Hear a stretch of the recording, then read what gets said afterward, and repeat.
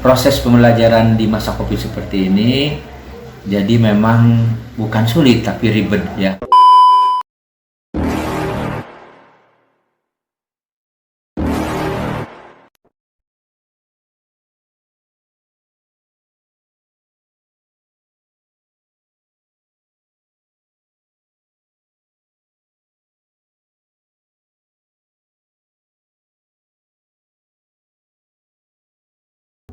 Pendidikan adalah suatu upaya mengembangkan pembelajaran, pengetahuan, keterampilan, atau kebiasaan dari suatu kelompok yang diwariskan dari generasi ke generasi berikutnya melalui proses pengajaran, pelatihan, ataupun penelitian. Adapun tujuan dari pendidikan itu sendiri, diantaranya yaitu mencerdaskan kehidupan bangsa, meningkatkan potensi manusia, menumbuhkan rasa nilai Pancasila, dan meningkatkan kualitas bangsa.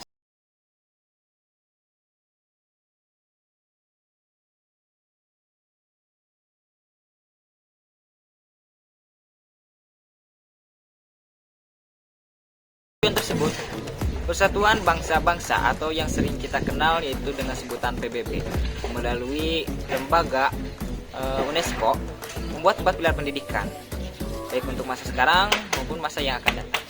Di antaranya yaitu learning to know, belajar untuk mengetahui, learning to do, belajar untuk melakukan, learning to be, belajar untuk bisa, dan learning to live together, belajar untuk tinggal bersama.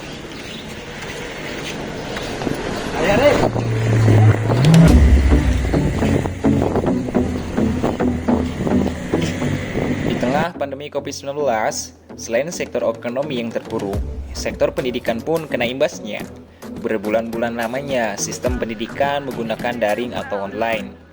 Guru yang notabene merupakan orang yang hidup di zaman yang berbeda, sebagian mereka kini merasa kesulitan dalam hal dunia digitalisasi.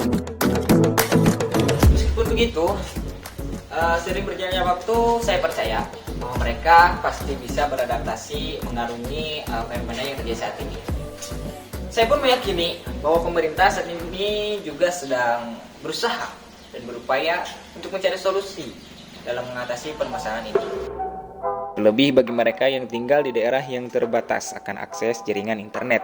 Bahkan tak hanya itu, orang tua kini harus ikut terjun mendidik anaknya yang bersekolah. Mereka yang menitip beban pendidikan ke sekolah kini harus ditanggung oleh mereka sendiri. Namun, saya tidak akan terlalu muluk membahas tentang pendidikan di masa pandemi COVID-19 ini. Yang membuat saya penasaran yaitu tentang prestasi belajar siswa. Kenapa? Karena prestasi belajar itu merupakan hasil atau tolak ukur dari proses KBM.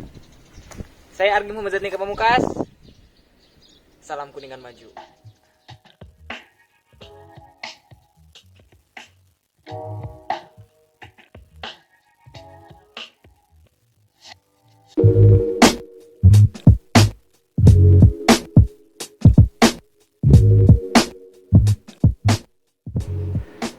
Mahasiswa yang berperan sebagai agen of change dan agen of control sosial dituntut untuk selalu melek terhadap berbagai isu, terutama isu sosial. Sebagai salah satu contoh, kali ini saya mengunjungi sekolah SMPN Nusa Herang yang terletak di Kecamatan Nusa Herang, Kabupaten Kuningan, Jawa Barat. Sampainya di sana, saya pun langsung mendatangi Padaman Huri atau yang kerap dipanggil Padaman.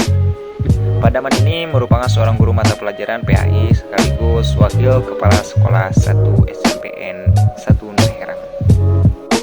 Yang saya ketahui untuk jumlah atau populasi jumlah siswa SMP Nusa Herang dari 4 tahun ke belakang ini naik turun atau fluktuatif gitu ya. Dari mulai tahun 2016, 2017 itu mencapai 94. Waktu itu masih dibilang lumayan lah untuk murid kelas 1-nya.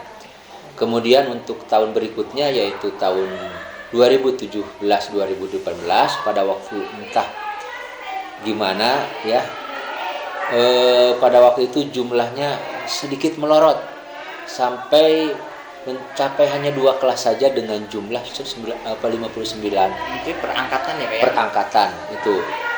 Ya, jadi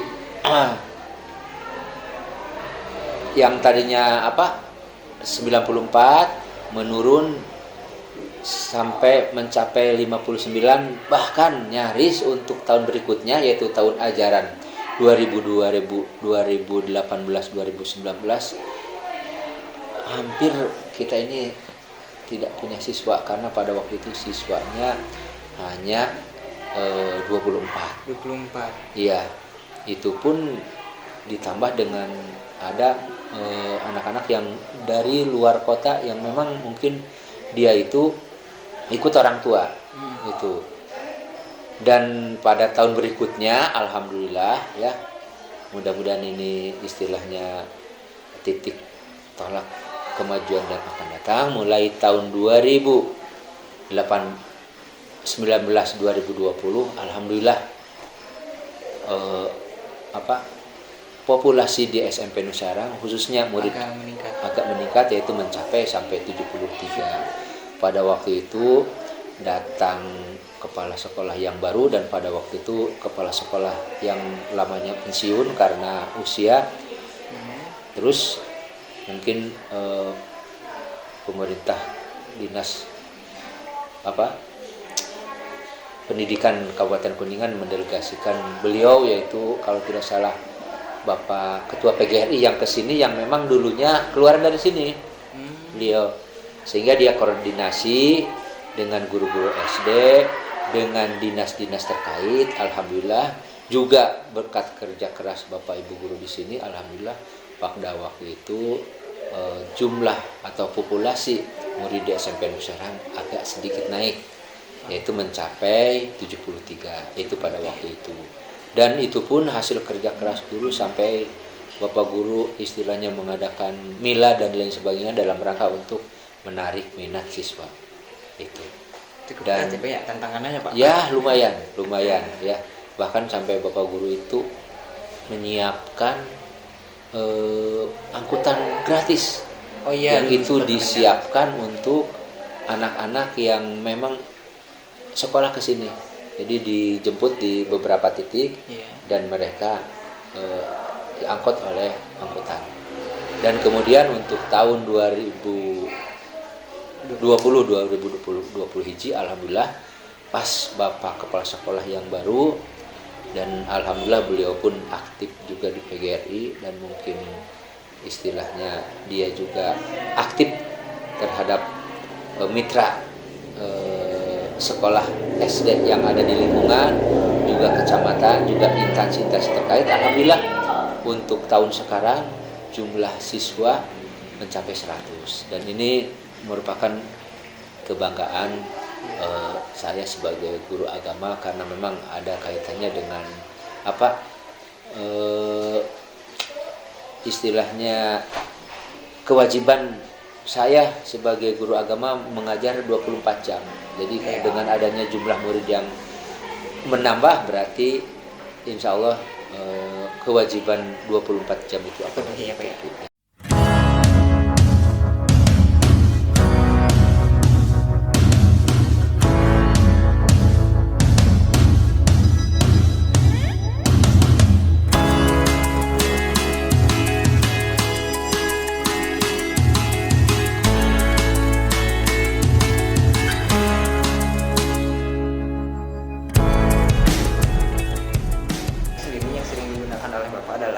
Proses KBM dengan siswa itu apa saja Pak yang sering digunakan?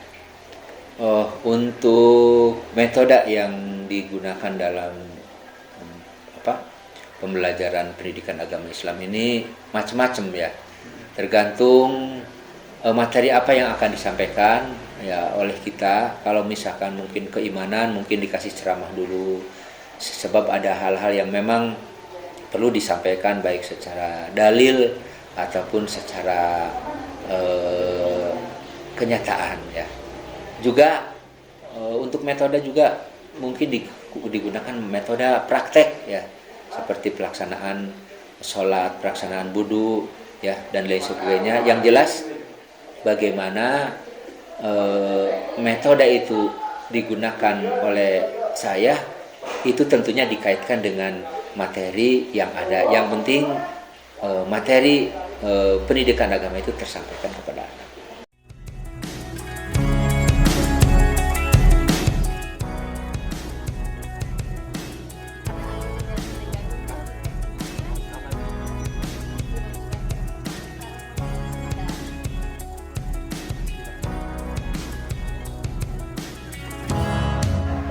tentang apa? Bagaimana kita istilahnya menyampaikan kepada anak, sulit atau tidak itu ya. Jadi memang ada saja kesulitan, apalagi tahapan usia anak-anak SMP ini sedang-sedangnya lagi cari jati diri, sehingga kadang-kadang istilahnya di dalam menyampaikan materi agama terutama mereka kadang-kadang tidak sesuai dengan yang diinginkan ya. Mungkin karena mereka dari tempat yang berbeda atau dari latar belakang pendidikan orang tua yang berbeda, sehingga memang di sini sebagai guru agama diperlukan kesabaran, diperlukan kejelian untuk memahami sikap-sikap anak tersebut. Tetapi sekalipun demikian ya, sekalipun dapat kesulitan dan lain sebagainya, kita terima ya dengan enjoy, dengan sabar ya. Karena itu sebagai kewajiban kita sebagai guru dan kewajiban kita sebagai sesama muslim untuk menyampaikan ilmu kepada anak didiknya. Itu barangkali.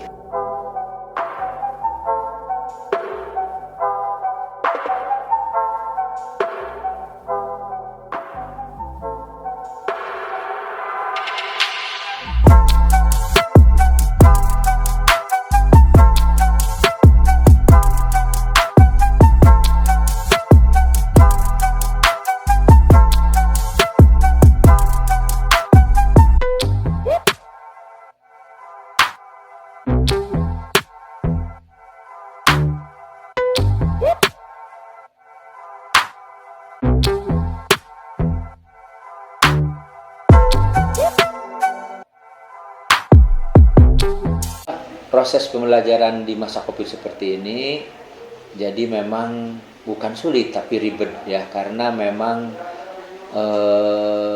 untuk cara pelaksananya itu sangat modern sekali, sehingga bagi kita yang memang hidup di zaman yang istilahnya lampau itu masalah teknologi kurang begitu.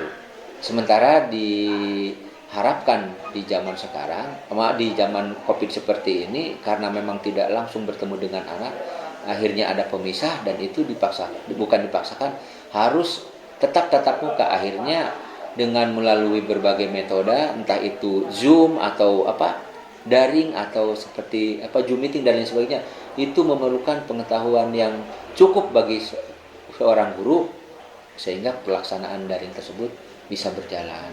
Dan akhirnya masih berjalan ya, walaupun pada akhirnya ya memang kita menyampaikan kepada anak pun tidak mesti itu semua dilaksanakan, tapi ada hal-hal yang memang itu berbenturan dengan anak pula, dalam arti seperti itu. Tapi untuk demikian, maka kami sebagai guru ya mau tidak mau dituntut untuk terus belajar ya, untuk memanfaatkan teknologi yang ada sekarang ini.